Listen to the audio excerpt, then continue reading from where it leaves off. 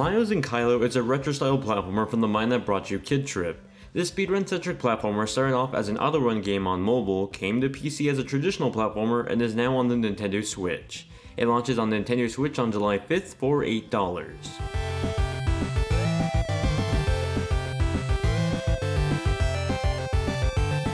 Miles and Kylo stars a boy and his best friend. As the two are soaring over the skies on their plane, an evil man named Ripple crashes their plane, leaving the two best friends stranded on an island. This is a cursed island filled with terrible monsters and hazards that are just waiting to destroy you.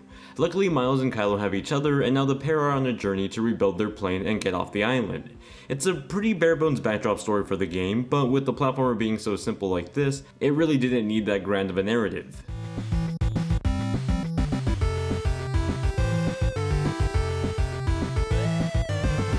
Miles and Kylo originally started off as an auto-run game on mobile, and though that's been changed in the PC version and now the Switch version, you can still find remnants of its past. There's a total of 36 levels across 5 unique worlds, and all of them are designed to be beat without ever stopping, though in this new version of the game you can. Regardless, Miles and Kylo is a game that really appreciates speedrunning, and it encourages you to do so.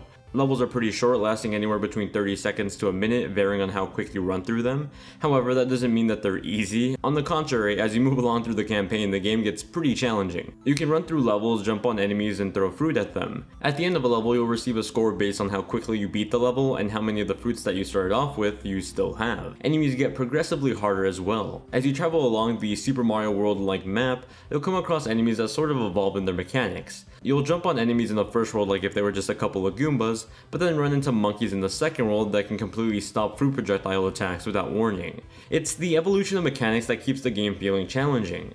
Don't let the length of the levels fool you. Now, aside from those traditional levels, you'll also come across boss fights for each of the worlds in the game.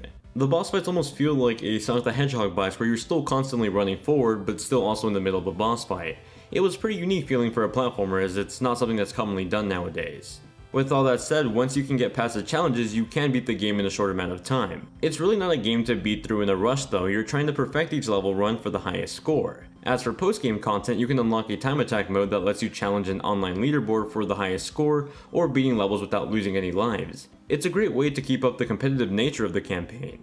However, I do wish a bit more content was here for beating the game in terms of levels or bosses. Despite being so short, the campaign was fun and a great challenge, but it left me wanting for more.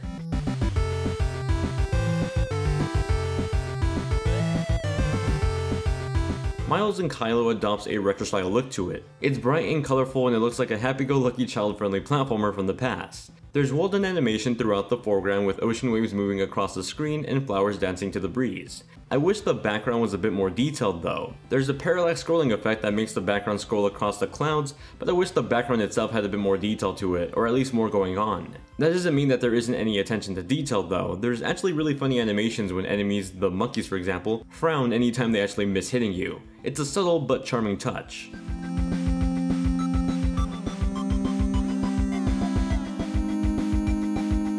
The music is charming and meshes together well with the pixel art on display.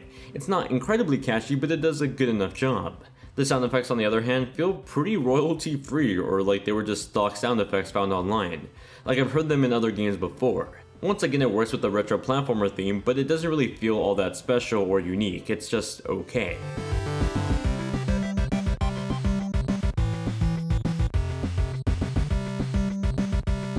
Miles and Kylo is a fun and challenging platformer that's wrapped up in a charming retro package. While the entertainment is there, it doesn't last very long with the game that can be beat in just an hour or so, varying on your skill level. It's also why this review is so damn short, because the game itself is so short. Post-game content has you playing the same levels once again, aiming for a better score against other players online, which is pretty much what you're doing offline already. The overall presentation of the game is adorable with nice attention to detail to the animation. For the current $8 price tag on the Switch version, I think it's an enjoyable platformer, though one that's a bit weak in the content department. Although it is currently on sale during the Steam Summer Sale for $4 at the time of writing this review, so maybe you want to pick up that version instead. I think a $5 price tag is a pretty fair asking price for the content you get, so $4 is a really good deal. If I had to give it a score, I'd give it a 7 out of 10. That does it for my review of Miles and Kylo for the Nintendo Switch, PC, and mobile devices. If you have any questions about the game that I may have missed in this review, feel free to ask in the comments down below. If you enjoyed the video, then please do give it a thumbs up. Subscribe if you're new around here for more videos just like this, and thank you all very much for watching. Have a good day, and I'll see you all in the next one.